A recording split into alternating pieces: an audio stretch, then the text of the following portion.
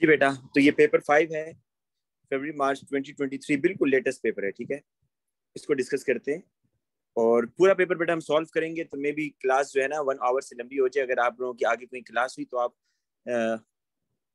जो है ना क्लास मेरी छोड़ सकते हैं। मैं इसकी रिकॉर्डिंग कर रहा हूँ, उसको अपलोड कर दूंगा। ठीक है, ठीक है जी। क्वेश्चन नंबर 1 पे आए। कह रहे कि aqueous iron 2 ions are usually kept in an acidic condition. Iron 2 को कह रहे हैं आप एसिड में रखेंगे to prevent them readily oxidising into iron 3, ताकि आयरन 3 में न चला जाए। ठीक है, उसको ऑक्सीडेशन से बचाने के लिए हम एसिडिक मीडियम में रखते हैं। अच्छा, अब iron 3 ion react with Ag1+ in a redox reaction, the following equilibrium is established. देखें, आयरन 2 जो है बेटा ये आयरन 3 में जा रहा है, तो this is oxidation loss of electron, और गेन ऑफ इलेक्ट्रॉन कौन कर रहा है? सिल्वर। सिल्वर 1 0 में जा रहा है, तो यहाँ पर रिडक्शन हो रही है, और आयरन 2 आयरन 3 में जा रहा है, ये ऑक्सीडेशन हो रही है, लॉस ऑफ इलेक्ट्रॉन। इसका जो इक्विलिब्रियम एक्सप्रेशन, आप एक चीज नोट कर रहे होंगे कि इक्विलिब्रियम एक्सप्रेशन में उसने सिल्वर सॉलिड नहीं लिखा, क्योंकि आपको ये बात पता है कि इक्विलिब्रियम एक्सप्रेशन में हम मिक्सचर्स में से गैसेस और लिक्विड्स को लिखते हैं, सॉलिड्स को नहीं लिखते। ठीक है, तो सॉलिड के सी के एक्सप्रेशन का हिस्सा नहीं होगा। तो राइट साइड पर आयरन 3 ऊपर आ रहा है, जो राइट साइड पर है, और लेफ्ट साइड जो है इक्वेशन की वो आपने नीचे रखनी है। अब वो आपको सारे बेटा स्टेप बता रहे हैं, जल्दी से इसके स्टेप्स देख लें। असल में ये स्टेप्स मैं अगर यहाँ पर जल्दी से ड्रॉ कर दूं डायग्राम से, तो आपको ज्यादा आसानी हो जाएगी। पहले वो कह रहे जी आपने एक सोल्यूशन लिया है जी, ये देखें जी, एक सोल्यूशन लिया है आपने सिल्वर नाइट्रेट का, और इसको बेटा आपने ऐड किया है दूसरे सोल्यूशन में जो कि आयरन 2 नाइट्रेट का है। दोनों का वॉल्यूम कितना कितना लिया है? 100 क्यूबिक सेंटीमीटर। ठीक है, तो आप यहाँ देखें, ये आपके पास सपोज एक कोनिकल फ्लास्क है 500 क्यूबिक सेंटीमीटर की, और इसके अंदर 100 क्यूबिक सेंटीमीटर AgNO3 है, और इसी में 100 क्यूबिक सेंटीमीटर आयरन 2 नाइट्रेट है, आयरन 2 नाइट्रेट। ठीक है जी, टोटल कोनिकल फ्लास्क का जो वॉल्यूम है 500, इसको उसने A कह दिया जी, ये A है। अब वो कह रहा है कि leave the conical flask A for 4 hours, 4 घंटे तक बेटा इसको आपने ऐसे ही रहने देना। उसकी रीजन पता क्या होती है? देखें, आपको नजर आ रहा है कि एक इक्विलिब्रियम है ना, इक्विलिब्रियम रिवर्सिबल रिएक्शन है, तो 4 घंटे तक आप इसको इसलिए अलाउ कर रहे हैं ताकि इसमें इक्विलिब्रियम स्टेब्लिश हो जाए। ठीक है, और आपने इसको शेक करते रहना है, शेकिंग इंटरमिटेंटली, आप वक्फे वक्फे के साथ इसको शेक करते रहेंगे ताकि रिएक्शन भी हो, आयरन 2 और सिल्वर 1 आप इसमें रिएक्शन करें। लेकिन कह रहे हैं जो आखिरी घंटा होगा, then leave the conical flask A untouch for 1 hour. आखिरी घंटे में आपने इसको शेक नहीं करना। ठीक है, फिर इसको आप ऐसे ही रहने दें। देखिए, आप इस रिएक्शन को अगर देखें ना, आप अगर इस रिएक्शन को देखें तो इस रिएक्शन में एक सॉलिड बन रहा है, Ag सॉलिड। तो जब सारा सॉलिड बन चुका होगा ना, तो इसको फिर शेक करने का मकसद नहीं है, इसलिए वो कह रहा है कि आप आखिरी घंटे में उसको शेक ना करें, ताकि जो सिल्वर सॉलिड नीचे रेसिड्यू की फॉर्म में, या जो प्रेसिपिटेट सिल्वर के आपको नीचे मिल रहे होंगे, वो आप दोबारा डिसॉल्व ना करवा दें। आप जाहिर बात है उसको अगर शेक करते रहेंगे तो वो सिल्वर सॉलिड नीचे बैठेगा नहीं, सेटल डाउन नहीं होगा। तो आप उसको सेटल डाउन होने के लिए सिल्वर सॉलिड को आखिरी घंटे में नहीं छेड़ेंगे। फिर कह रहे हैं use the pipette to transfer 25 cubic centimetre of the solution from conical flask. यहां से बेटा आपने क्या करना है,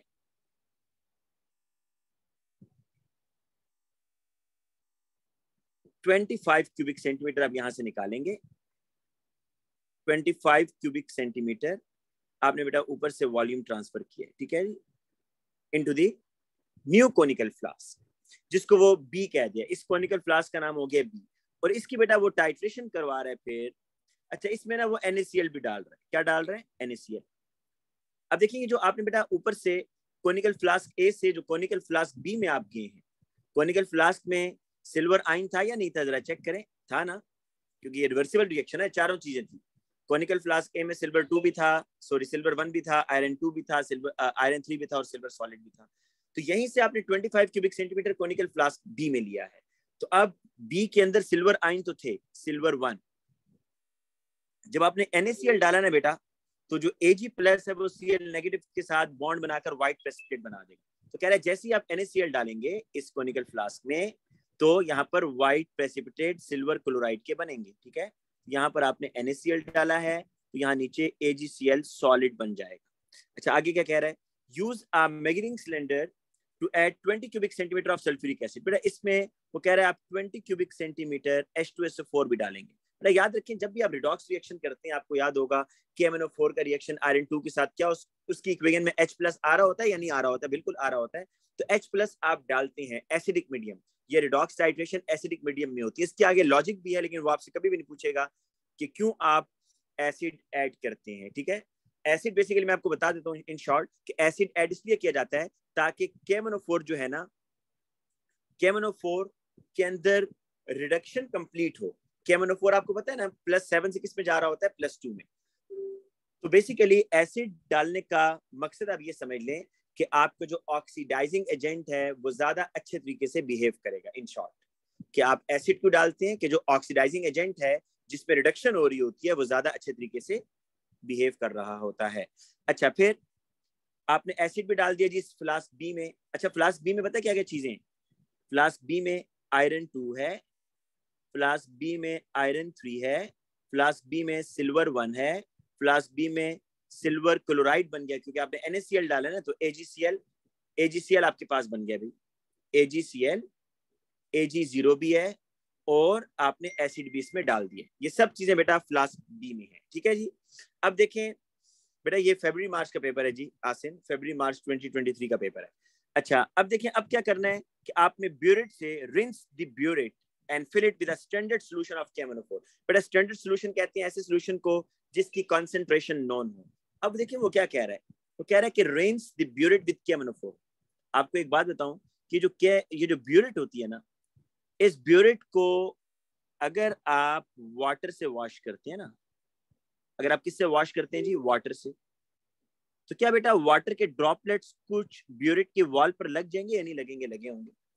और आप अगर ऊपर से अपना सोल्यूशन डाल देते हैं KMnO4 तो आपका तो KMnO4 का सोल्यूशन डाइल्यूट हो जाएगा क्योंकि ब्यूरेट के अंदर पहले से कुछ वाटर के ड्रॉपलेट्स थे, राइट।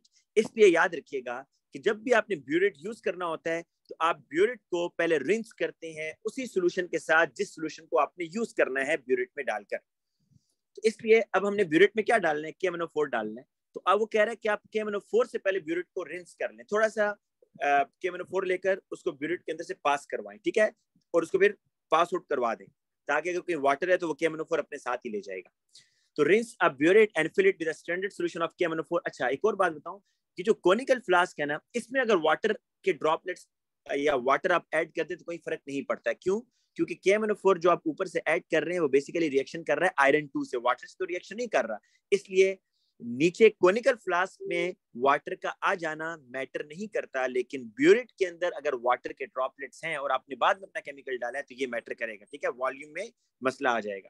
तो अब टाइट्रेशन स्टार्ट हो गई है जी, ऐड KMnO4। बेटा देखिए ये एक्सपेरिमेंट उसने ऊपर लिखा हुआ है ना, बल्कि नहीं लिखा हुआ, आपको मैं बता देता हूँ, ये एक्सपेरिमेंट है भाई, बड़ा कॉमन है ये तो, जिसको आप बैलेंस करते हैं इक्वेशन को। याद है ना बेटा ये इक्वेशन बैलेंसिंग के लिए आपको बार बार दी जाती है कि जिसमें iron 2 5 moles of iron 2 iron 3 में जाते हैं और MnO4 Mn2+ में जाता है। तो KMnO4 किस कलर का होता है, पर्पल कलर का, और ये यहाँ पर क्या हो जाता है, कलरलेस हो जाता है, ठीक है, ये कलर चेंज इसमें हो रहा है। तो और ये एसिडिक मीडियम में होता है, H+ का होना मस्ट होता है। अच्छा अब यहाँ देखिए नीचे कोनिकल फ्लास्क में क्या है, आयरन 2। नीचे कोनिकल फ्लास्क में जो इसका रिएक्शन होगा ना, बेसिकली वैसे तो बहुत सारी चीजें हैं लेकिन जो रिएक्शन होगा नीचे आयरन 2 है जो कि कलरलेस है, और ऊपर बेटा क्या है, KMnO4 जो कि पर्पल कलर का है। इनके जब रिएक्शन होगा ना, देखें MnO4 1- का आयरन 2 के साथ in the presence of H+। Iron 2 तो कलरलेस है, राइट, आयरन 2 क्या है, कलरलेस, लेकिन KMnO4 क्या है बेटा, पर्पल। जैसे इनका रिएक्शन होगा तो आयरन 2 आयरन 3 में जाएगा और MnO4 Mn2+ में जाएगा। अच्छा ये पर्पल से क्या हो जाएगा, कलरलेस हो जाएगा। MnO4 पर्पल से क्या हो जाएगा बेटा, कलरलेस, ठीक है, क्योंकि आयरन से रिएक्शन हो रहा है ना, आयरन 2 और MnO4 का रिएक्शन हो रहा है और MnO4-1 पर्पल से कलरलेस हो रहा है। लेकिन ये बताएं कि जब ब्यूरेट के कोनिकल फ्लास्क के अंदर सारा आयरन 2 खत्म हो जाए, जब नीचे आयरन 2 रहेगा ही नहीं और आप फिर ऊपर से KMnO4 ऐड कर रहे हैं, तो क्या KMnO4 अपना कलर चेंज करेगा? नहीं, KMnO4 अपना कलर उस वक्त चेंज करता है जब वो आयरन 2 से इलेक्ट्रॉन गेन करेगा, ठीक है। जब आयरन 2 नीचे खत्म हो जाएगा तो KMnO4 अगर आप ऊपर से ऐड करते हैं तो नो चेंज इन कलर, और वही आपको पता चलेगा देख कि ये एंड पॉइंट और रिएक्शन खत्म हो गया है। तो रिडॉक्स टाइट्रेशन के अंदर इसलिए इंडिकेटर डालने की जरूरत नहीं होती, क्योंकि KMnO4 जो है ये इटसेल्फ इंडिकेटर का काम कर रहा होता है। तो जैसे ही KMnO4 का बेटा कलर डिस्चार्ज ना हो कोनिकल फ्लास्क में, तो समझ जाइएगा कि आयरन 2 खत्म हो चुका है। तो देखिए यहाँ क्या कह रहा है कि add KMnO4 to the mixture in conical flask until an end point is reached. Empty the conical flask B and rinse it with distilled water, ready for the next titration. अब बेटा ये है उसने जो टाइट्रेशन किया, देखें इसमें जरा बेटा पहली रफ टाइट्रेशन है, डिफरेंस निकाल लें इनिशियल रीडिंग और फाइनल रीडिंग। एक बात ज़हन में रखें, ब्यूरेट के अंदर आप जब भी बेटा आंसर लिखेंगे विद 2 डेसिमल प्लेसेस, आप देख रहे हैं उसने 2 डेसिमल प्लेसेस को यूज किया है। तो आप क्योंकि लीस्ट काउंट जो है ना ब्यूरेट का कितना होता है 0.05, तो लाइंस के दरमियान जो गैप होता है वो 0.1 का होता है, और लीस्ट काउंट क्या होगा, जो मिनिमम रीडिंग होती है उसको आप डिवाइड बाय 2 कर दें, ठीक है। तो अब बेटा इसको आप जरा डिफरेंस लेकर आए, 10.60 माइनस 0.10 तो क्या आ रहा है 10.50। ये रफ टाइट्रेशन है। टाइट्रेशन 1 क्या आ रही है 20.35 माइनस 10.70 तो 9.65, और 30.25 माइनस 20.35 9.90, और लास्ट में आ रही है 9.75। अब ये जो 3 टाइट्रेशंस है ना, आपने देखनी इसमें क्लोजेस्ट वैल्यू, क्लोजेस्ट का मतलब है कि जो 0.1 या इससे भी क्लोज आ रही है, 0.1 या इससे भी क्लोज, तो वो कौन सी आ रही है बेटा, ये एक्सपेरिमेंट नंबर 1 और एक्सपेरिमेंट नंबर 3, इसका आप एवरेज लेंगे, क्योंकि इन दोनों में जो डिफरेंस है वो 0.1 या इससे भी कम। अगर 0.1 और इससे कम का गैप होगा तो वो आपकी बेटा आप उन 2 वैल्यूज का एवरेज लेंगे, ठीक है। इनको टाइटर वैल्यूज कहते हैं। ये देखें तो कह रहा है कि show clearly how you obtain the mean titre, तो बेसिकली आप इन 2 वैल्यूज का एवरेज ले लेंगे, 9.65 प्लस 9.75 डिवाइडेड बाय 2, तो 9.70, ठीक है जी। 2 डेसिमल प्लेसेस बार बार मैं बता रहा हूँ। अच्छा नेक्स्ट क्या है जी, what is mean by term standard solution. तो आपको बेटा स्टैंडर्ड सॉल्यूशन का मैंने बताया है कि a solution whose concentration is known, कि जिस सॉल्यूशन की कंसंट्रेशन नोन होगी ना वो आपका स्टैंडर्ड सॉल्यूशन होगा। तो a solution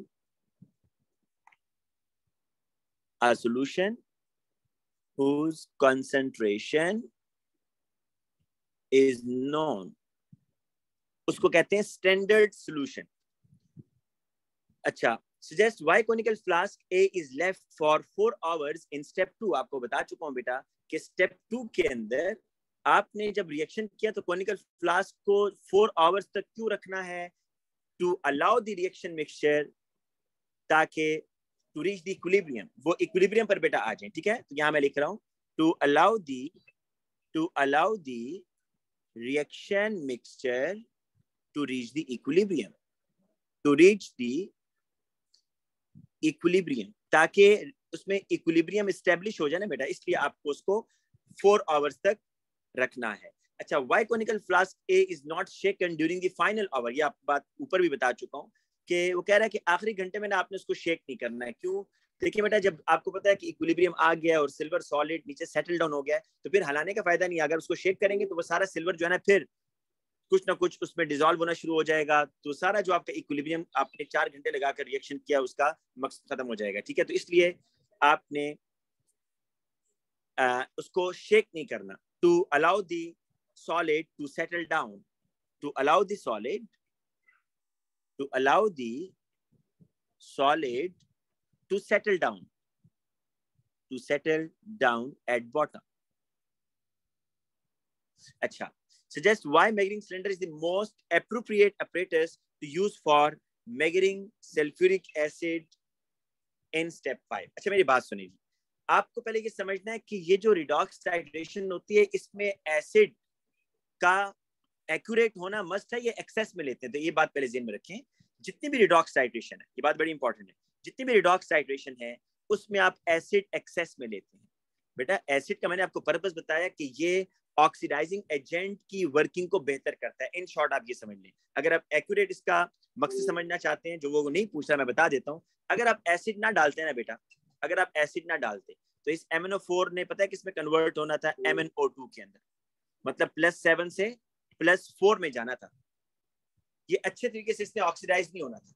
लेकिन अगर आप एसिड डालेंगे तो एसिड क्या करता है? MnO2 को नहीं बनने देता, MnO4 को डायरेक्ट Mn2+ में, मतलब 5 इलेक्ट्रॉन गेन करवाता है। तो अच्छा ऑक्सीडाइजिंग तो वो होता है ना जो ज्यादा इलेक्ट्रॉन गेन करे। तो इसलिए आप एसिड को डालने का पर्पस ये होता है ताकि KMnO4 कंप्लीटली ऑक्सीडाइज हो, मतलब कंप्लीटली ऑक्सीडाइजिंग एजेंट के तौर पर काम करे और खुद मुकम्मल रिड्यूस हो। ठीक है, इसलिए आप एसिड को ऐड कर रहे हैं। तो इसलिए एसिड बेटा हम एक्सेस में डालते हैं, एसिड आपने हमेशा एक्सेस में लेना है।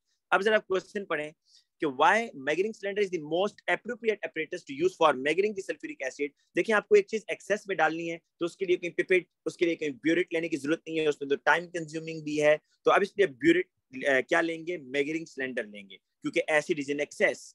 कोई चीज एक्सेस में डालनी है तो उसके लिए जो आप ग्लासवेयर लेंगे वो मेजरिंग सिलेंडर होना चाहिए, मेजरिंग सिलेंडर। ठीक है, एक तो आपको एक्यूरेट वॉल्यूम मेजर करता है, नॉट वेरी एक्यूरेट। अगर वेरी एक्यूरेट वॉल्यूम होता तो वो आपको फिर ब्यूरेट और पिपेट में देना था, लेकिन ये एक्यूरेट वॉल्यूम मेजर करता है और क्विक करता है। तो इसलिए मोस्ट एप्रोप्रिएट अपरेटस, किसी भी चीज को अगर आपने एक्सेस में लेना है तो वो मेजरिंग सिलेंडर होगा। तो एसिड यहाँ पर एक्सेस में है। State what the burette should be range with in step 6।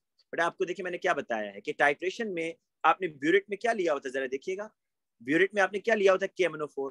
आपको मैंने ये कहा है कि ब्यूरेट के अंदर इस चीज का बड़ा केयर करनी है आपने कि ब्यूरेट के अंदर कहीं वाटर के ड्रॉपलेट्स तो नहीं पहले से लगे हुए, क्योंकि आप जो अपना केमिकल डालेंगे आपके ख्याल में तो उसकी कंसेंट्रेशन 0.1 है जो आप केमिकल डाल रहे हैं ब्यूरेट में, लेकिन अब ब्यूरेट में थोड़े से वाटर के ड्रॉपलेट हैं तो वो 0.1 कंसेंट्रेशन नहीं रहेगी, उससे कम हो जाएगी, क्योंकि वाटर आपके केमिकल को डाइल्यूट कर देगा।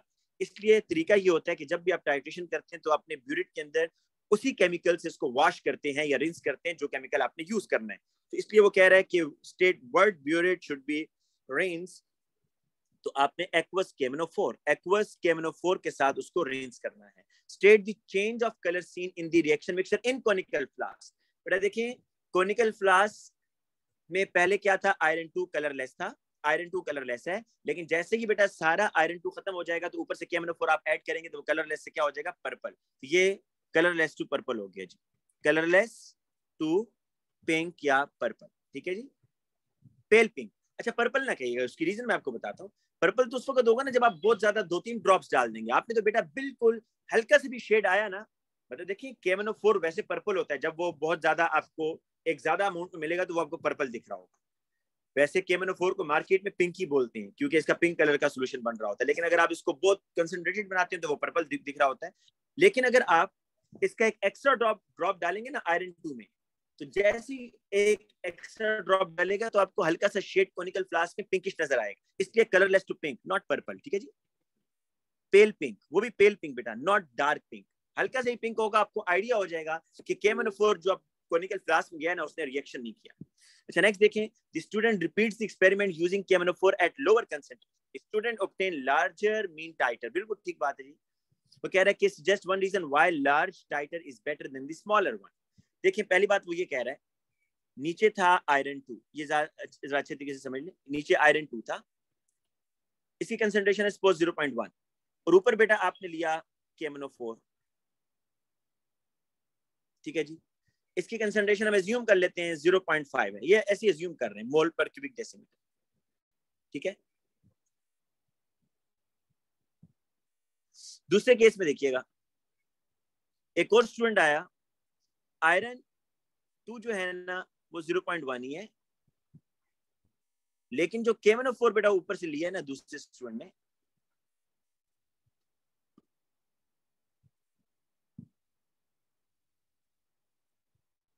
जो KMnO4 बेटा लिया है दूसरे स्टूडेंट ने, उसकी कंसंट्रेशन ली है 0.001।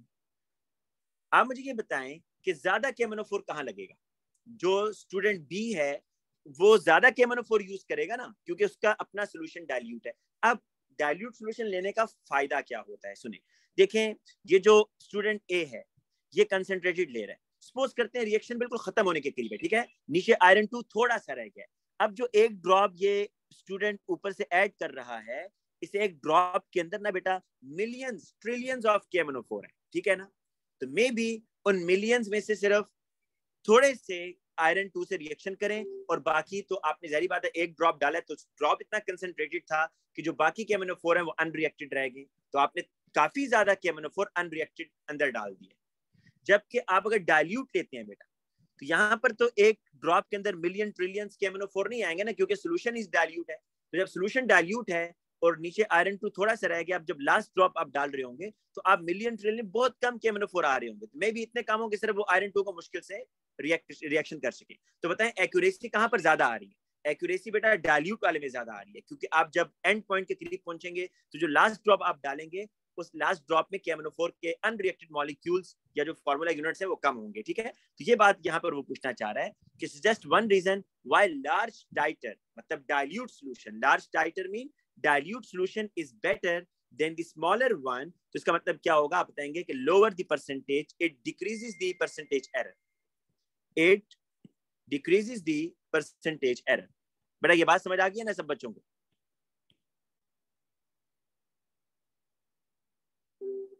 ये बात समझ आ गई है ना बेटा कि अगर आप कंसंट्रेटेड सॉल्यूशन लेते हैं ना और सपोज रिएक्शन बिल्कुल एंड पॉइंट के करीब है, मतलब रिएक्शन खत्म हो गया, थोड़ा सा रह गया, नीचे आयरन 2 थोड़ा सा रह गया, अगर आप कंसंट्रेटेड का एक एक्स जो ड्रॉप डाल रहे हैं, suppose this is the last drop, फिर सुन लें मैं ये कह रहा हूं बेटा कि रिएक्शन जो है ना खत्म होने के करीब है, और कंसंट्रेटेड सॉल्यूशन जो है वो KMnO4 का उसका लास्ट ड्रॉप आप डाल, तो कंसंट्रेटेड सॉल्यूशन जो है तो इसका जो एक ड्रॉप होगा इसमें KMnO4 के फार्मूला यूनिट्स काफी ज्यादा होंगे ना, क्योंकि कंसंट्रेटेड सॉल्यूशन है।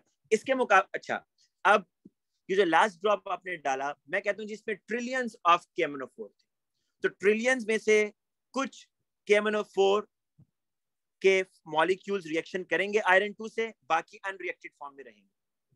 मतलब आपने डाला तो ज्यादा ऐड कर दिया ना KMnO4, आपको इतना ऐड नहीं करना चाहिए था, लेकिन आपकी मजबूरी थी, क्यों? क्योंकि सॉल्यूशन इतना कंसंट्रेटेड है, एक ड्रॉप में इतने ज्यादा KMnO4 आ रहे हैं, तो आपका एरर यहाँ पर आ रहा है क्योंकि आपने एक्स्ट्रा KMnO4 कोनिकल फ्लास्क में ऐड किए।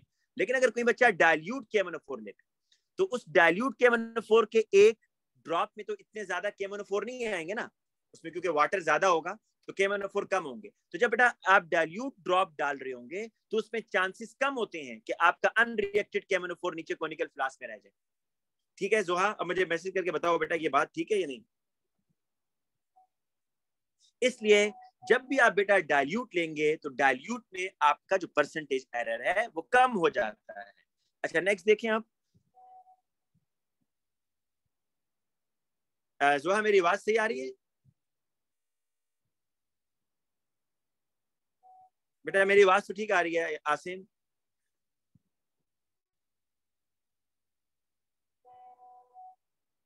बेटा ये मैं जल्दी से फिर बताता हूँ, हमारे पास इतना टाइम नहीं, हमने आगे पेपर भी सॉल्व करना है, जल्दी से देख लें। कुछ बच्चे कह रहे हैं इसको फिर बताएं। बेटा रिएक्शन एंड होने के करीब है, ठीक है, मैं ये कह रहा हूँ रिएक्शन दोनों सपोज करें दोनों रिएक्शन एंड होने के करीब है, मतलब एक एक ड्रॉप आप डालेंगे ना, एक एक ड्रॉप आप डालेंगे तो आयरन 2 ने नीचे खत्म हो जाना है। लेकिन मैं ये कह रहा हूँ कि if your solution is concentrated, तो कंसंट्रेटेड में जो आप एक ड्रॉप ऐड करेंगे आखिरी ड्रॉप, उस एक ड्रॉप में ज्यादा KMnO4 आएंगे ना, नीचे आयरन 2 तो कम है, उसको तो इतने ज्यादा KMnO4 नहीं चाहिए थे, तो इसलिए कुछ KMnO4 अनरिएक्टेड रह जाएंगे जब आप लास्ट ड्रॉप कंसंट्रेटेड KMnO4 का डालेंगे। तो ये आपका एरर आ रहा है, आपने ज्यादा KMnO4 ऐड कर दिया, इतना ऐड नहीं करना था। लेकिन डाइल्यूट के अंदर क्या होगा बेटा, नीचे आयरन 2 थोड़ा था, आपने जो डाइल्यूट डाला तो डाइल्यूट का लास्ट ड्रॉप जो आप ऐड करेंगे उस लास्ट ड्रॉप के अंदर KMnO4 के मॉलिक्यूल्स भी तो कम होंगे, क्योंकि आपका सॉल्यूशन जो डाइल्यूट है, तो डाइल्यूट वाले ड्रॉप में KMnO4 के मॉलिक्यूल्स भी कम होंगे, इसलिए अनरिएक्टेड KMnO4, अच्छा ये जो पिंक कलर आपको दिख रहा है ना, ये बेसिकली अनरिएक्टेड KMnO4 की वजह से दिख रहा होता है, ठीक है। तो यहाँ पर जो अनरिएक्टेड मॉलिक्यूल होंगे डाइल्यूट में वो कम होंगे क्योंकि आपका सॉल्यूशन डाइल्यूट था। नेक्स्ट क्वेश्चन देखें जी, कह रहा है कि equilibrium is shown the iron, अच्छा ये इक्विलिब्रियम बेटा उसने दोबारा बता दिया आपको।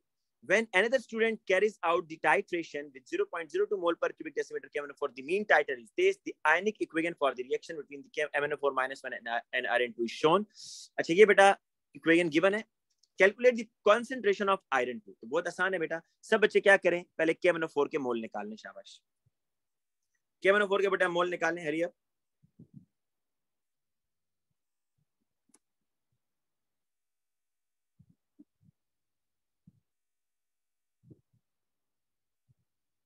कैसे निकालेंगे, देखें, moles of KMnO4 is equal to 0.02 times 21.10 divided by 1000। ठीक है जी, जल्दी से कर लेते हैं। 0.02 times 21.10 divided by 1000, ये आ रहा है बेटा आपके पास 0.000422। अब बेटा ये मोल्स आए किसके, ये मोल्स आए बेटा किसके, KMnO4 के। अब आपको मोल्स निकालने हैं आयरन 2 के, और फिर वो कंसंट्रेशन में भी लेके जाना है, वो बात की बात। अच्छा, ये 1:5 है, तो आयरन 2 के मोल्स इसके 5 टाइम्स ज्यादा हो जाएंगे। मोल्स ऑफ आयरन 2 5 टाइम्स 0.000422, ये कितने वॉल्यूम में होंगे पता है, ये कितने वॉल्यूम में होंगे शाबाश जी, ये 25 में होंगे, क्योंकि कॉनिकल फ्लास्क में आपने 25 क्यूबिक सेंटीमीटर डाला था, चेक कर लें ऊपर, कॉनिकल फ्लास्क में आपने 25 क्यूबिक सेंटीमीटर डाला हुआ है। 1000 में कितने होंगे, वो कंसंट्रेशन स्क्वायर ब्रैकेट कह रहा है जी, तो 1000 क्यूबिक सेंटीमीटर में x मोल होंगे जी। शाबाश, जरा इसको सॉल्व करें, आपके पास आंसर आ जाना चाहिए जी। तो कंसंट्रेशन बेटा आ रही है, देखें कंसंट्रेशन आ रही है यहां पर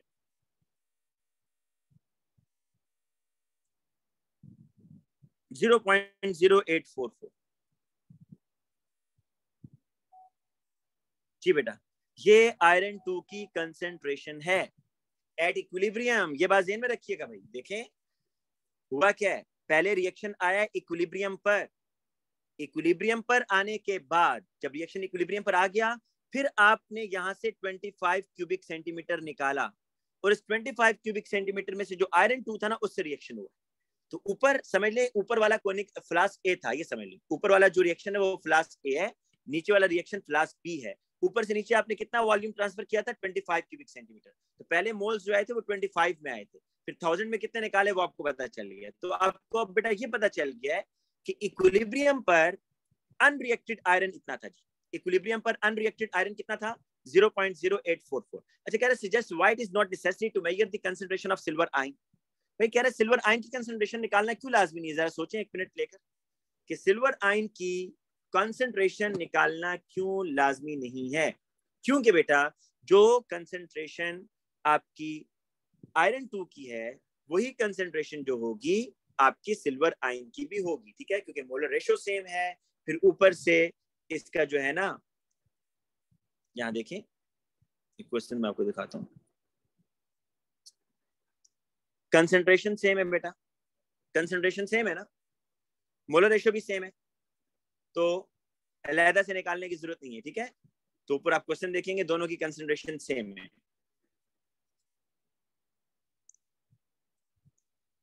तो सेम कंसंट्रेशन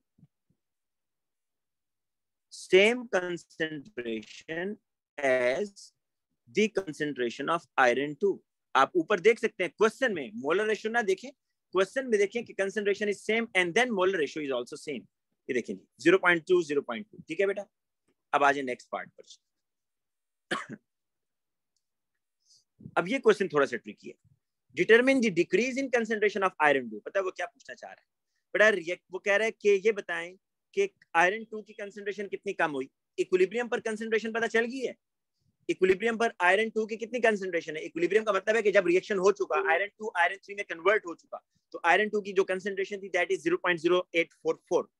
स्टार्टिंग में कितनी थी भाई, तो अगर आपको स्टार्टिंग में पता चल जाए ना कि रिएक्शन के स्टार्ट होने से पहले इनिशियल कंसंट्रेशन ऑफ आयरन 2 कितनी है, इक्विलिब्रियम तो आपको पता है, इनिशियल पता चल जाए तो आप डिफरेंस निकाल लेंगे, तो वो जो डिफरेंस होगा वो आयरन 3 की कंसंट्रेशन आ जाएगी। तो कह रहा है determine the decrease in concentration of iron 2 from initial solution, hence determine the concentration of iron 3 in the equilibrium mixture. बेटा देखें इसको अगर हम ऐसे कर लें, ये आयरन 2 है, ये Ag+1 से रिएक्शन हो रहा है, ये आयरन 3 बन रहा है, ये सिल्वर 0 बन रहा है। इनिशियल आपको नहीं पता, और इक्विलिब्रियम कंसंट्रेशन आपको पता है, इक्विलिब्रियम कंसंट्रेशन आपने भी निकाली है ना भाई, 0.0844। इनिशियल निकालें, इनिशियल कंसंट्रेशन, और फिर चेंज देख लें या यूज चेंज कितना हो रहा है। इनिशियल कंसंट्रेशन तो निकाल लिए, सॉरी इक्विलिब्रियम तो निकाल लिए, इनिशियल कंसंट्रेशन कैसे निकालेंगे? रे जी मैं आपके सामने क्वेश्चन रखता हूँ, मुझे बताएं कि इनिशियल कंसंट्रेशन कैसे निकालेंगे। ये जी उसने आपको डाटा दिया हुआ है मैक्सिमम, ये है, ये डाटा है जी आपके पास, शाबाश। सोचें कि इनिशियल कंसंट्रेशन कैसी आएगी।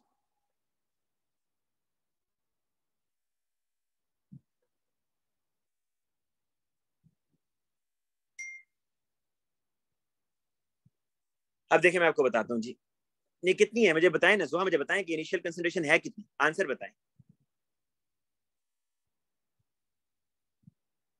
हाँ जी,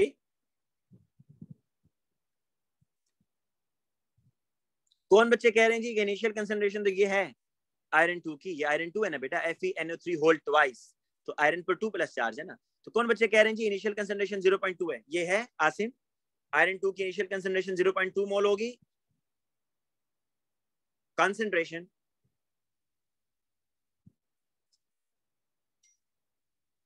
नहीं बेटा गलत, अब मैं आपको बताता हूँ, 2 मोल नहीं होगी भाई, 0.1 मोल होगी। पहले आपको जुबानी समझाता हूँ, फिर कैलकुलेशन भी कर दूंगा। देखो वो ये कह रहा है, मैंने आपको ये बताया था कोनिकल फ्लास्क में डायग्राम भी ड्रॉ करके दिखाई थी कि 100 क्यूबिक सेंटीमीटर उसने आयरन नाइट्रेट का लिया है और फिर इसी में ऐड किया है 100 मोल, 100 क्यूबिक सेंटीमीटर सिल्वर नाइट्रेट का लिया है। तो अब ये टोटल वॉल्यूम कितना हो गया? कोनिकल फ्लास्क में टोटल वॉल्यूम कितना हो गया भाई? 200 हो गया। अच्छा 100 क्यूबिक सेंटीमीटर और कंसंट्रेशन 0.2। अब यही मोल्स 100 के बजाय 200 में हो गए, तो कंसंट्रेशन क्या होगी सोचें? 0.1 होनी चाहिए या नहीं होनी चाहिए? करके दिखाता हूं आपको, कैलकुलेशन करके दिखाता हूँ। देखिए सबसे पहला काम, आप बेटा इसके मोल निकाल लीजिए। आयरन 2 के मोल आपको पता है ना, आयरन 2 इस तरह आयोनाइज होगा तो 1:1 ही है जी, जितने आयरन के मोल आएंगे उतने आयरन 2 के आएंगे। तो मोल निकालें, मोल्स ऑफ आयरन 2, ये क्या आएगा? 100 टाइम्स 0.2 डिवाइडेड बाय 1000। ये बेटा जल्दी से हम इसके मोल निकालते हैं।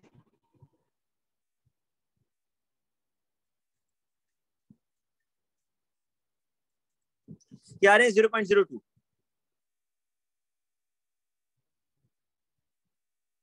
कितने मोल्स आ रहे हैं भाई? 0.02 मोल्स। लेकिन बेटा ये मोल्स कितने वॉल्यूम में है ये बताइए, ये मोल्स कितने वॉल्यूम में? ये देखें जी, ये मोल्स आ रहे हैं, मोल्स ऑफ आयरन 2 ये आ रहे हैं बेटा,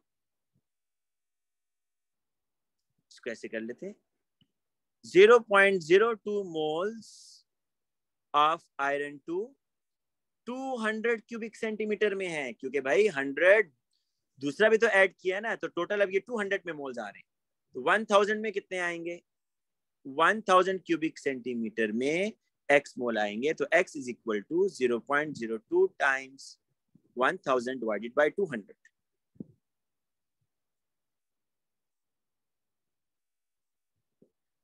जीरो पॉइंट वन जी, कितना आ रहा है? 0.1।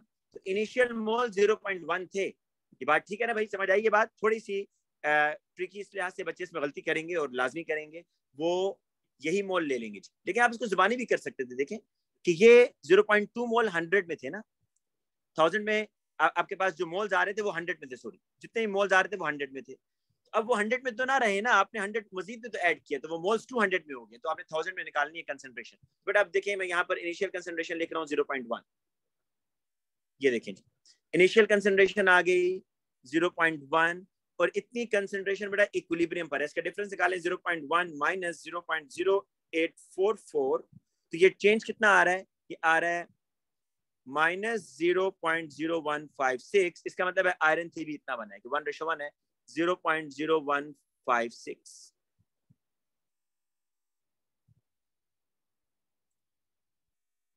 ठीक है ना बेटा? तो ये आपके पास आयरन 3 की कंसंट्रेशन आ गई है, तो यहाँ पर अब लिखेंगे आयरन 3 की कंसंट्रेशन है 0.0156। अब बेटा आपने KC के एक्सप्रेशन में वैल्यूज पुट करनी है, बस सिंपल। ये देखिए मैं आपको बता देता हूँ, आयरन 2 है, सिल्वर 1 है, और ये आयरन 3 है, और ये सिल्वर सॉलिड है। तो आयरन 2 की कंसेंट्रेशन हमारे पास गिवन है, कितनी है 0.844, सिल्वर की भी इतनी है 0.844, क्योंकि ऊपर क्वेश्चन में कंसेंट्रेशन दोनों की सेम आ रही है, और ये आ रही है 0.0156। KC की बेटा इसका एक्सप्रेशन लिखें, 0.0156 ऊपर 0.844 टाइम्स 0.844, तो आपके पास आंसर आ जाएगा। आंसर क्या आ रहा है 2.19। यूनिट्स क्या आएंगे बेटा इसकी, स्क्वायर ब्रैकेट ऊपर से कैंसिल हो जाएगी, एक स्क्वायर ब्रैकेट बच गई है, तो मोल -1 DM + 3। ठीक है जी, ठीक है ना बेटा। अब आ जाए नेक्स्ट पार्ट पर, नेक्स्ट क्वेश्चन।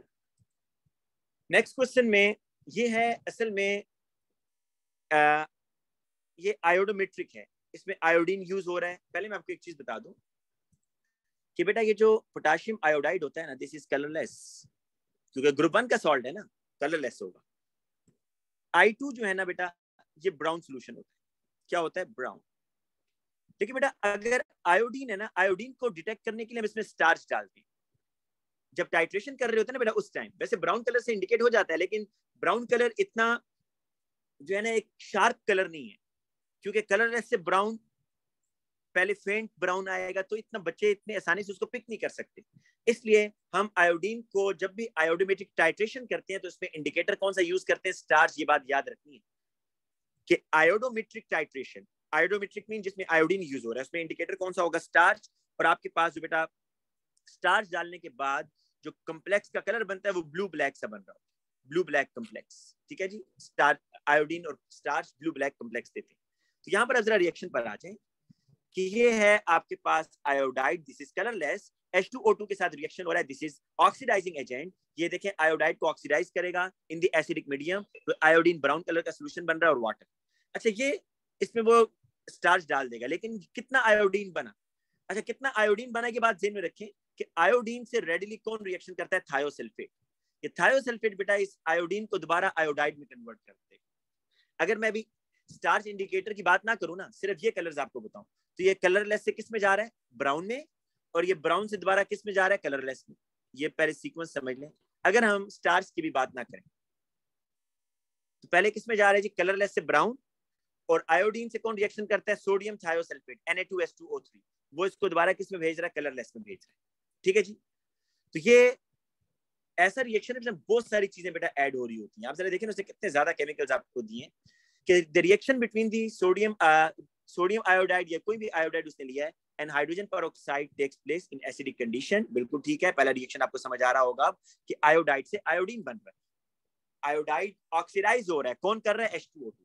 और a student carries out a series of experiment to investigate the order of reaction. Order of reaction आपने बेटा investigate करना है with respect to concentration of iodide ion, or the student does this by measuring the time taken for a fixed amount of iodine to form. अच्छा बेटा, ये जो reaction है ना, इसको लोग रेट ऑफ रिएक्शन को स्टडी करने के लिए यूज करते हैं कि जो ब्लू ब्लैक कम्प्लेक्स है वो कब बनेगा, कब डिसअपियर होगा, तो इस बेस पर वो रेट ऑफ रिएक्शन स्टडी कर लेते हैं। ठीक है, a known amount of aqueous thiosulfate in the reaction mixture react with I2। अब देखें जितना आयोडीन बना है, कितना आयोडीन बना है, उसकी अमाउंट पता कराने के लिए आप सोडियम थायोसल्फेट से रिएक्शन करवा सकते हैं बेटा कि कितना आयोडीन बना है। आप स्टैंडर्ड सॉल्यूशन ले लें सोडियम थायोसल्फेट का, तो उससे आपको पता चल जाएगा कि कितना आयोडीन बना है मोलर रेशियो से। After all of the sodium thiosulfate ion have reacted in reaction to any further iodine formed is detected by using the starch। कह रहे जी कि अगर सारा सोडियम थायोसल्फेट खत्म हो जाता है ना और कुछ आयोडीन बचा हुआ है, तो आप अंदर स्टार्च डाल दें। अगर स्टार्च डालें और कलर ब्लू ब्लैक हो जाए, इसने कलर नहीं बताया हुआ लेकिन ब्लू ब्लैक कॉम्प्लेक्स बनता है, ब्लू ब्लैक कलर का कॉम्प्लेक्स बनता है। अगर आयोडीन कुछ अनरिएक्टेड रह जाए तो उसको कैसे डिटेक्ट करते हैं, कहते हैं उसमें स्टार्च डाल देते हैं, स्टार्च इंडिकेटर। तो अगर स्टार्च डालने के बाद कलर ब्लू ब्लैक हो जाए तो समझ जाइएगा आयोडीन इज प्रेजेंट। अगर नहीं हो रहा है तो इसका मतलब आयोडीन सारा रिएक्शन कर चुका है विद सोडियम थायोसल्फेट। अच्छा, the following material are used. क्या क्या उसने लिया बेटा, सोडियम थायोसल्फेट की खासियत क्या है फिर सुन लें। सोडियम थायोसल्फेट जब भी यूज होगा देख लीजिएगा वहां पर आयोडीन लाजमी होगा। जब भी हम लेबोरेटरी में, कॉलेज लेबोरेटरी की बात कर रहा हूँ, कॉलेज में हम जब भी ये यूज करेंगे ना, सोडियम थायोसल्फेट, तो उसका आयोडीन से रिएक्शन हो रहा होगा, और आयोडीन को डिटेक्ट करने के लिए कि कितना आयोडीन बना है, we use sodium thiosulphate. H2O2 का बेटा यूज क्या है? This is the oxidising agent जो आयोडाइड को आयोडीन में भेज रहा है। सल्फ्यूरिक एसिड आपको पता है रिडॉक्स रिएक्शन में एसिडिक मीडियम में रिडॉक्स रिएक्शन हम जनरली करवा रहे हैं, स्टार्च इंडिकेटर के तौर पर काम कर रहा है, और डिस्टिल वाटर सॉल्यूशन को डाइल्यूट करने में यूज होगा। A second student looked at the equation for reaction 1 and stated the order with respect to the concentration of iodide ion must be second order. अच्छा, बाज स्टूडेंट ये आप लोगों की एग्जांपल दे रहा है जिस तरह आप लोग करते हैं कि बाज लोग क्या कहते हैं जी कि ये जो फर्स्ट रिएक्शन है ना ये सेकंड ऑर्डर है विद रिस्पेक्ट टू आयोडाइड। क्यों जी? वो कहेंगे इसके साथ टू लगा हुआ है। तो ये बात ठीक कर रहे हैं जी सेकंड स्टूडेंट, ये आप लोगों की तरह बात कर रहा है। सेकंड स्टूडेंट ठीक कह रहा है कि आयोडाइड के लिहाज, उसने इक्वेशन को देख के बताया बस कि इक्वेशन में आयोडाइड के साथ 2 मोल लगे हुए हैं, तो इसका मतलब है कि आयोडाइड के लिहाज से ऑर्डर ऑफ रिएक्शन क्या है? सेकंड है। तो आप बताएंगे कि suggest why a balance equation alone, balance equation alone मतलब without mechanism, why a balance equation alone can not be used to determine the order of reaction. तो बेटा आप बताएंगे कि जो ऑर्डर ऑफ रिएक्शन है वो तो आप एक्सपेरिमेंट करके टेबल में डाटा इकट्ठा करते हैं कि इतनी कंसंट्रेशन के साथ रेट ऑफ रिएक्शन ये हो रहा है, इतनी कंसंट्रेशन के साथ रेट ऑफ रिएक्शन ये हो रहा है, ठीक है। तो यहां पर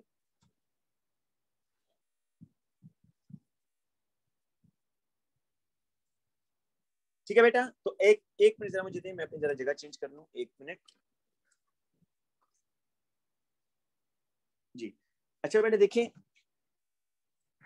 तो इसलिए आपने कहना है कि ये जो ऑर्डर ऑफ रिएक्शन है ये तो एक्सपेरिमेंट के थ्रू हम फाइंड आउट करते हैं, not from the balance equation. तो यहां मैं लिख देता हूं कि order can only be determined by experiment, experimental data.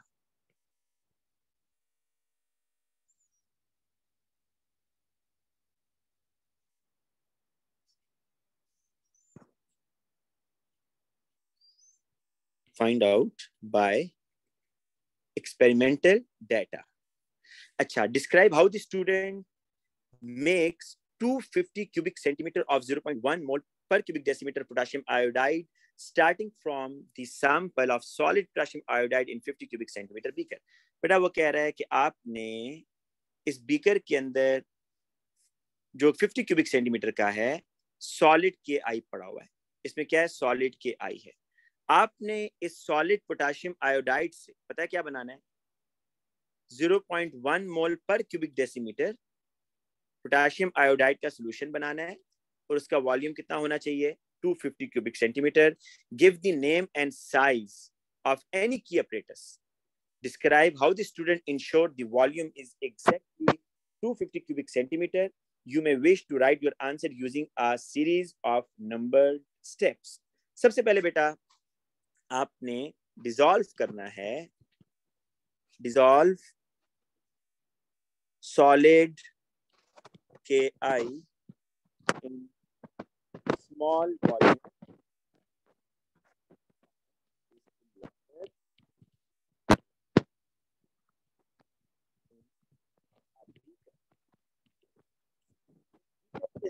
आप थोड़ा सा वाटर लेकर पोटेशियम आयोडाइड को डिसॉल्व करें, ठीक है।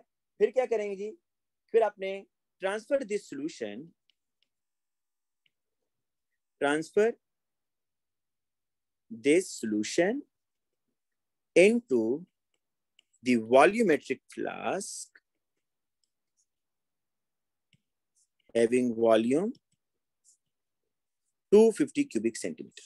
फिर क्या करना है जी? Wash the beaker with distilled water and transfer it into volumetric flask.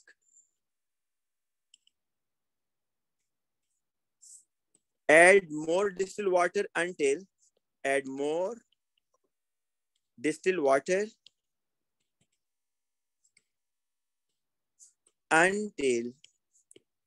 the total solution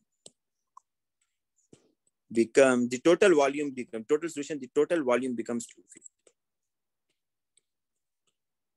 ठीक है बेटा, आपने ना देखिए मेरी बात सुने, वो जो आप जिस बीकर में अपना सॉल्ट डिसॉल्व कर रहे होंगे ना, जब आप फर्स्ट टाइम उस बीकर से, मैं आपको ये डायग्राम से बता देता हूँ, ये आपकी थे ना बेटा, this is volumetric flask right, ये वाली, ये आपका बेटा बीकर था,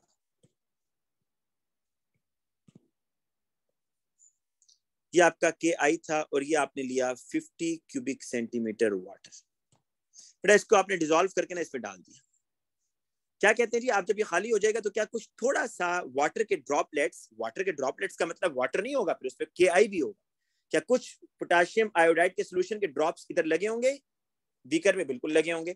तो आप इसमें मजीद वाटर डालें, डिस्टिल वाटर इसमें डालें, मजीद डिस्टिल वाटर डाल के ना बेटा इस बीकर को वॉश करें, दोबारा इस बीकर को वॉश करें और इसके वाटर को दोबारा इसमें ट्रांसफर करें। तो 2-3 दफा वॉशिंग करें, ठीक है। और फिर आप जब आप मेक श्योर हो जाएं जी अब तो सारा पोटेशियम आयोडाइड निकल गया होगा, then you add more distilled water into the volumetric flask until the total solution becomes 250। ठीक है जी। अब नेक्स्ट देखें बेटा, the student carries out experiment number 1 using the following steps। देखिए उसने क्या किया जी, पहले सबसे पहले कॉनिकल फ्लास्क में सल्फ्यूरिक एसिड डाला है, ये सीक्वेंस याद रखिएगा बेटा, सल्फ्यूरिक एसिड डाला है।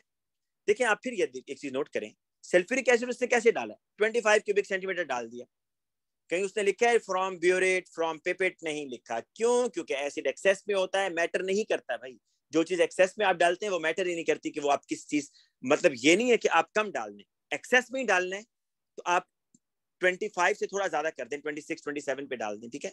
लेकिन एक्सेस चीज को एक्यूरेट ग्लास वेयर से मेजर करने का फायदा नहीं है, ठीक है, इसलिए उसने यहाँ पर नहीं बताया, लेकिन अगर आपसे पूछे तो आप बताएंगे ये मेजरिंग सिलेंडर से मेजर किया गया है। बाकी देखें डिस्टिल वाटर वो ऐड कर रहा है फ्रॉम ब्यूरेट, क्योंकि देखें वाटर को ज्यादा कम करने से तो आपके जो केमिकल्स होंगे ना, जिसका भी रिएक्शन नीचे हो रहा है पोटेशियम आयोडाइड और Na2S2O3, वाटर के ज्यादा कम करने से इनकी डाइल्यूशन पर फर्क पड़ेगा। अच्छा फिर वो क्या कह रहे हैं जी, एट 5 क्यूबिक सेंटीमीटर ऑफ 0.1 मोल के आई फ्रॉम ब्यूरेट। देखो आगे जो है ना ब्यूरेट से ऐड कर रहा है, इट मींस कि इनके वॉल्यूम की इंपॉर्टेंस है, इनका वॉल्यूम कम या ज्यादा करेंगे तो काम खराब हो जाएगा। Add sodium thiosulphate from burette, add 2 cubic centimetre starch indicator to the conical flask. अच्छा स्टार्च भी इतना ज्यादा मैटर नहीं करता, 2 क्यूबिक सेंटीमीटर बस आप उसको मेजर कर लें। Use a burette to add small amount of to add 10 cubic centimeter of H2O2 to small beaker। अच्छा ये आपने लैदा रखने बेटा, ये आपने लैदा रखने, ठीक है, एक बीकर में, बाकी चीजें आपने कोनिकल फ्लास्क में मिक्स कर देनी, लेकिन ये आपने अभी लैदा बीकर में रखना है। फिर add the content of the beaker to the conical flask. फिर कहता है कि आप H2 को उठाकर देखें, जो ऊपर वाली 5 चीजें ये एक ही उसमें, ऊपर वाली 5 चीजें कोनिकल फ्लास्क में, नीचे वाला जो H2O2 है वो लैदा बीकर में था, फिर आपने क्या किया, H2O2 को उठाकर इसमें डाल दिया। तो क्या होगा बेटा, देखें H2O2 की नेचर क्या है, क्या बताया था आपको, ऑक्सीडाइजिंग एजेंट। तो ये आयोडाइड को क्या करेगा बताएं जी, आयोडाइड को किस में भेजेगा, I2 में भेजेगा, नहीं भेजेगा, ब्राउन कलर होगा, ठीक है।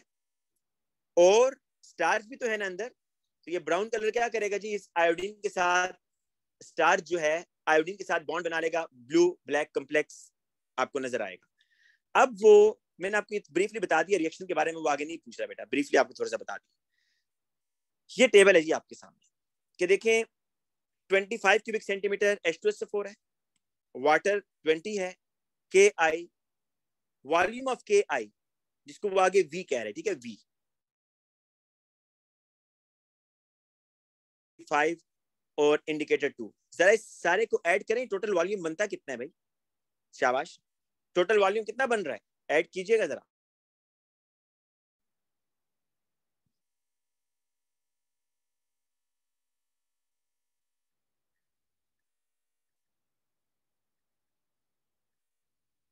$57। एक में जरा नीचे वाले चेक कीजिएगा, नीचे कितना बन रहा है, नीचे वाले एक्सपेरिमेंट में बताएं। तो आप नोट करेंगे कि टोटल वॉल्यूम वो सेम रख रहा है, मतलब आप एक चीज नोट करें और भी कि टोटल वॉल्यूम एक तो सेम है सब एक्सपेरिमेंट के अंदर, जो चीजें कांस्टेंट है, H2SO4 कांस्टेंट, अच्छा जी Na2S2O3 कांस्टेंट, इंडिकेटर कांस्टेंट। वो क्या कर रहा है बेटा, वो के आई पोटेशियम आयोडाइड की वॉल्यूम को बढ़ा रहा है। पहले एक्सपेरिमेंट में 5 क्यूबिक सेंटीमीटर, दूसरे एक्सपेरिमेंट में 7, तीसरे एक्सपेरिमेंट में 10, और वाटर की अमाउंट कम करता जा रहा है, वाटर कम करता जा रहा है और के आई बढ़ाता जा रहा है। बताएं जरा, वाटर कम करता जा रहा है के आई ज्यादा करता जा रहा है तो कंसंट्रेशन बढ़ रही है या नहीं बढ़ रही है, बताएं बेटा, कंसंट्रेशन बढ़ रही है नहीं बढ़ रही?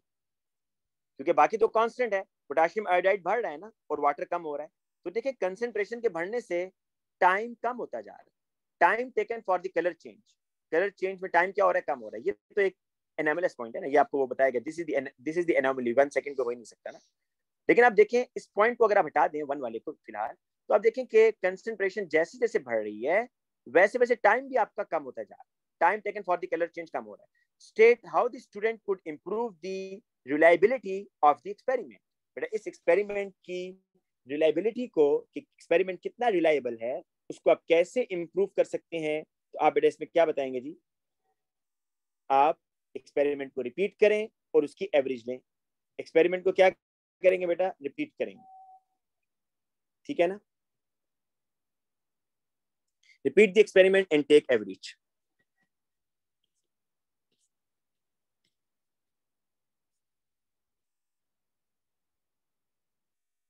अच्छा, state the independent variable in experiment 1 to 7। अगर आपने इंडिपेंडेंट वेरिएबल बताने, इंडिपेंडेंट वेरिएबल इसमें कौन सा? डेफिनेटली आपको नजर आ रहा होगा एक्सपेरिमेंट 1 to 7 में इंडिपेंडेंट वेरिएबल। सोचें शाबाशी। देखें आप ये देखिए जो टाइम चेंज हो रहा है ना, ये जो टाइम आपका चेंज हो रहा है 257, 120, 112, 76, 59, 44, ये टाइम किसके ऊपर डिपेंड कर रहा है भाई? कभी ज्यादा टाइम लग रहा है, कभी कम टाइम लग रहा है। तो ये टाइम किसके ऊपर डिपेंड कर रहा है? ये टाइम बेसिकली डिपेंड कर रहा है के आई के ऊपर, जिसको वो वी कह रहा है ना। देखें इंडिपेंडेंट तो के आई हुआ ना, कि के आई को आप ज्यादा या कम करेंगे तो कलर चेंज में टाइम कम या ज्यादा हो रहा है।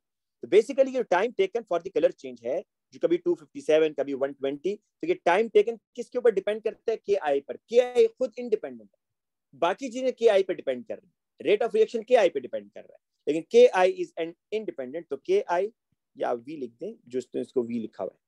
अच्छा आगे देखें, in experiment 5 the starch indicator change the color immediately on adding H2O2. The student realized an error had been made. Suggest which step was missed in the experiment 5। देखें बेटा मेरी बात सुने, इसमें स्टेप्स क्या थे? पहले H2SO4 डाल रहा है, फिर वाटर डाल रहा है, फिर के आई डाल रहा है, फिर ये डाल। अब देखें के आई जो है ना, आयोडाइड, आयोडाइड डाल रहा है और फिर वो Na2S2O3 डाल रहा है और फिर वो उसमें स्टार्च इंडिकेटर ऐड कर, ये उसका सीक्वेंस है, ठीक है। अब जरा आ जाए, फिर वो कह रहे हैं कि एक्सपेरिमेंट 5 में अगर आप नोट करें, एक्सपेरिमेंट नंबर 5, तो उसमें आप देखिए जो कलर चेंज हो रहा है ना, ये 1 सेकंड के बाद हो गया, 1 सेकंड के बाद। तो 1 सेकंड के बाद क्यों हो गया? जिसने क्या किया? हाँ जी, तो ये देखिए जरा,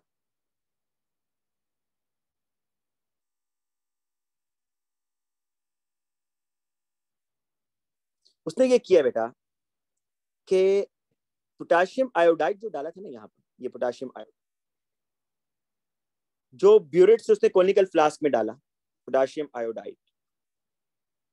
इस पोटाशियम आयोडाइड के बाद उसने, स्टूडेंट ने डायरेक्ट क्या कर दिया? स्टार्च इंडिकेटर डाल दिया, Na2S2O3 डालना ही भूल गया, मतलब सोडियम थायोसल्फेट के साथ रिएक्शन ही नहीं करवाया और डायरेक्ट स्टार्च इंडिकेटर डाल दिया, ठीक है। तो स्टार्च इंडिकेटर के डालने की वजह से जो कलर चेंज है बेटा, वो 1 सेकंड के बाद आपको कलर चेंज आना शुरू हो गया, आफ्टर 1 सेकंड।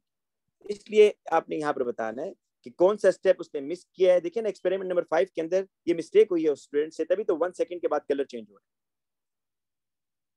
है। Starch indicator change the color immediately on adding H2O2. The student realized an error had been made। ठीक है जी।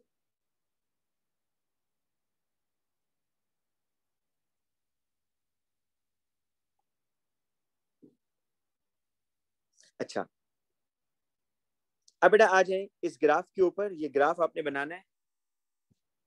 सबसे पहले आप इसको सॉल्व कर लें बेटा, जल्दी से इसको पढ़ें 1 मिनट।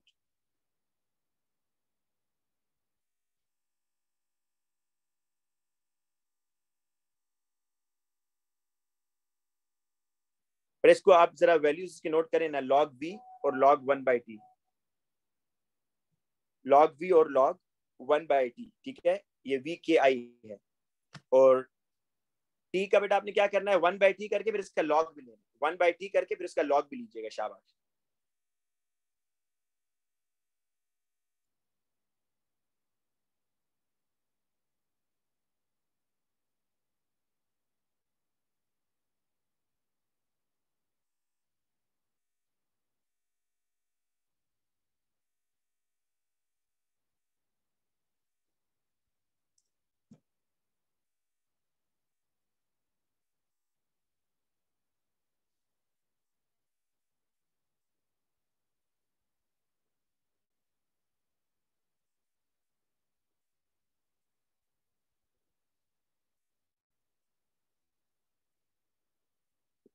एक मिनट बेटा, मैं जरा इसको, अच्छा बेटा देखिए जी, कुछ बच्चे कह रहे हैं जी कि जरा ये पिछला वाला पार्ट उमर में 3, हाँ आप पहले रिएक्शन देख लेना।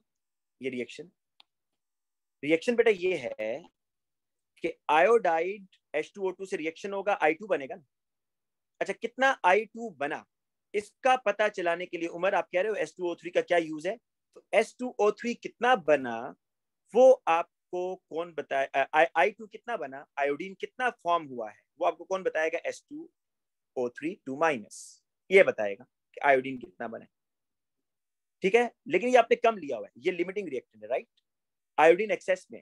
तो जब रिएक्शन हो जाएगा ना, H2O3 खत्म हो जाएगा, तो कितना आयोडीन बचा, फिर आप स्टार्च इंडिकेटर डालोगे, स्टार्च इंडिकेटर तो आपको पता चलेगा आयोडीन था या नहीं था, और कितने टाइम के बाद कम्प्लेक्स, अच्छा इसमें ना थोड़ा टाइम लगता है, कम्प्लेक्स आप शेक करते हैं फिर आस्ते आस्ते ब्लू होगा, ठीक है, तो फिर आपको पता चलेगा कितने टाइम के बाद ब्लू ब्लैक कम्प्लेक्स या कलर चेंज बन रहा है, हो रहा है।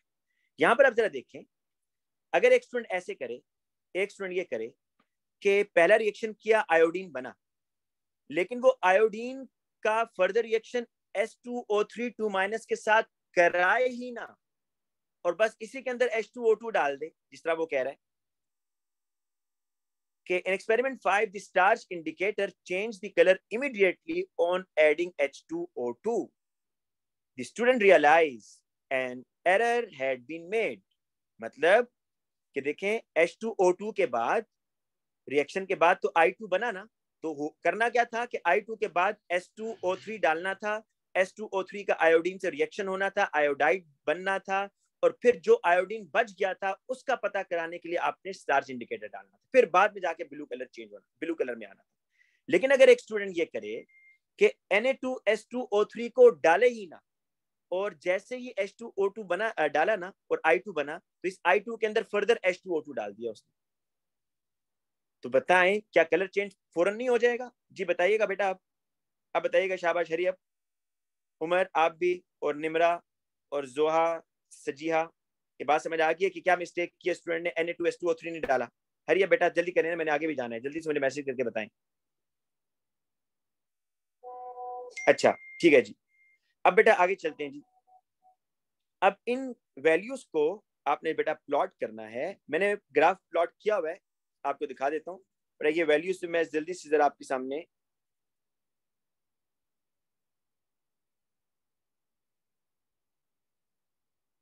बेटा ये वैल्यूज में ना एक चीज से ख्याल कीजिएगा, उसने 3 सिग्निफिकेंट फिगर कहा हुआ है, तो अगर आप 3 सिग्निफिकेंट फिगर नहीं डालेंगे तो आपके आंसर्स गलत आएंगे, ठीक है।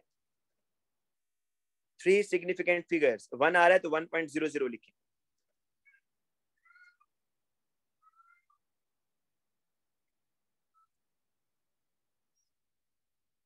ये देखें 3 सिग्निफिकेंट फिगर मैं लिख रहा हूँ, ये देखें ये उसने गलत किया इसलिए इसको क्रॉस कर दिया, इसकी वैल्यू आपने प्लॉट नहीं करनी।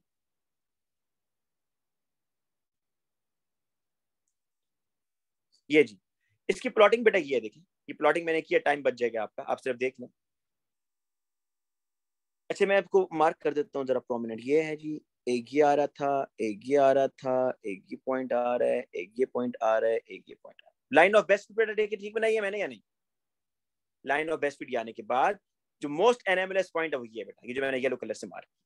अब देखिए इस पॉइंट को कहाँ होना चाहिए था बेटा, वो कह रहा है कि circle this point and explain the error in the timing which led to this point. इस पॉइंट को बेटा आपका ऊपर होना चाहिए था ना। अच्छा ऊपर अब टाइम ज्यादा हो रहा है कम हो रहा है, ये चीज देख लेते हैं। पहला पॉइंट बेटा 257 पर है, देखें कैसे आपको हेल्प करेगा। देखिए मैं आपको बता दूं, ये जो फर्स्ट आपने प्लॉटिंग की है ना, ये 257 पर आ रहा है, चेक करें जरा।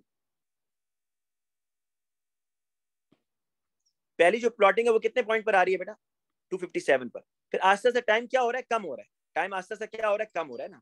तो थर्ड में आपका थर्ड पर एनएमएस पॉइंट आ रहा है या फोर्थ पर आ रहा है, तो आपका टाइम कम हो रहा था ना, ठीक है। 257 फिर 120 फिर 112, मतलब ऊपर की तरफ आप जाएंगे तो आपका टाइम क्या होता जाएगा बेटा, कम होता जाएगा, ठीक है। नीचे की तरफ आएंगे तो आपका टाइम क्या हो रहा है, ज्यादा हो रहा है।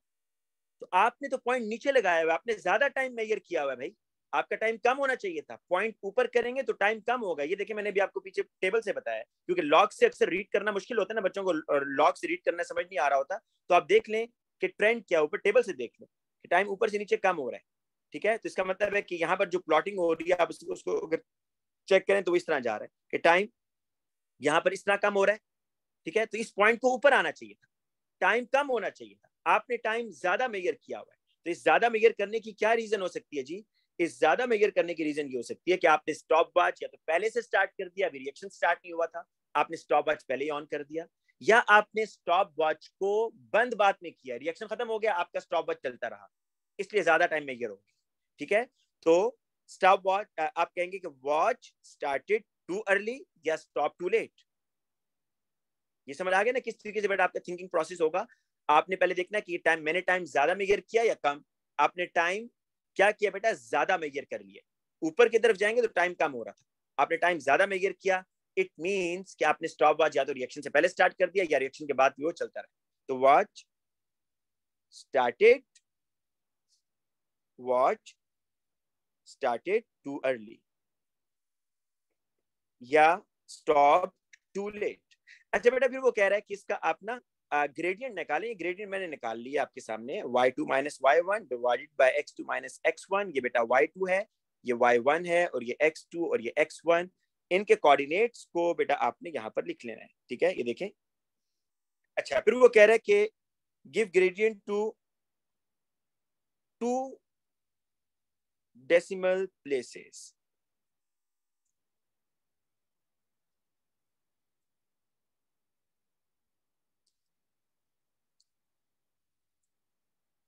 ये जी यहाँ देखें जी, एक तो देखिए कोऑर्डिनेट 1 क्या किया है, 0.7 और माइनस 2.40, 0.7 और माइनस 2.40। अब आप x2 ले लें, पहले x2 लिखेंगे फिर y2 लिखेंगे। x2 क्या है 1.40 और माइनस 1.60, तो 1.40 1.40 कॉमा और माइनस 1.60। फिर बेटा ग्रेडियंट मैं ऊपर निकाल चुका हूं, ये आ रहा है ग्रेडियंट, ठीक है। तो ये 1.14 आ रहा है विद 2 डेसिमल प्लेसेस। अच्छा अब जरा लास्ट चीज पर आ जाइए, ये लास्ट पार्ट है, फिर आपका क्वेश्चन पे ये खत्म हो जाएगा। आपने देखिए वो कह रहा है कि total percentage error from the measurements. अच्छा मेजरमेंट का मतलब है जो आप ग्लास वेयर, जो आप बीकर्स या बीकर कह रहा हूँ, जो आप मेजरिंग सिलेंडर या ब्योरेट, उनसे जो एरर आया ना वो आ रहा है 5.25। The true order of reaction is 1, order of reaction 1 है। यूज दिस, मतलब इस ऑर्डर ऑफ रिएक्शन को यूज करें, एंड योर ग्रेडियंट, और अपने ग्रेडियंट को यूज करें to determine whether the error in the experiment could be accounted for by error from measurement or is caused by other factor। वो कह रहा है कि आप अपना रेट ऑर्डर ऑफ रिएक्शन जो 1 है और जो आपका ग्रेडियंट आ रहा है इसको मेजर करते हुए बताएं कि जो आपका मेजरमेंट है, जो आपका एरर है, वो मेजरमेंट की वजह से आ रहा है या उसमें कोई और फैक्टर है। अब पता क्या करना है बेटा, इसमें आपका जो ग्रेडियंट आ रहा है वो कितना है, 1.14, और इसको आना कितना चाहिए था 1.0 डिवाइडेड बाय टोटल आपने जो मेजर किया वो 1.14 है ना, और इनटू 100 जरा इसको करें, एक मिनट, और मैं आपको बताता हूँ क्या होगा।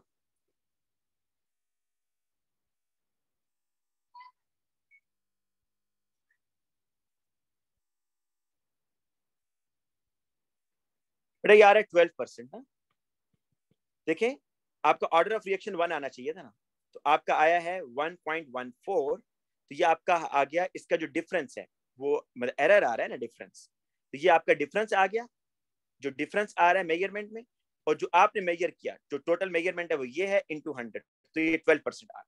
अब ये बताइए जो 12% है, उसने कहा था कि अगर मेजरमेंट की वजह से एरर आता ना, उसने कहा था अगर एरर मेजरमेंट की वजह से आता तो वो कितना होना था, 5 पॉइंट, मेजरमेंट की वजह से एरर कितना होना था भाई 5.25, लेकिन ये कितना आ रहा है मेरा 12% तक आ रहा है। अब मार्क्स की में देंगे देखेंगे वो 10% पे जा रहा है, ठीक है, क्योंकि उसका जो ग्रेडियंट होगा वो 1.12 आ रहा होगा, मेरा 1.14 है। तो कह रहा है इसलिए कोई अदर फैक्टर्स हैं beyond the apparatus, other factors जो बियॉन्ड द apparatus हैं, beyond the apparatus error cause. ठीक है जी, शाबाश, हमारा खत्म हो गया। इंशाल्लाह कल की क्लास के लिए बेटा एक नया पेपर जो है ना मैं निकालूंगा, आप लोग मुझे बेशक पेपर सेंड करें व्हाट्सएप पर, उसको हम सॉल्व कर लेंगे, ठीक है।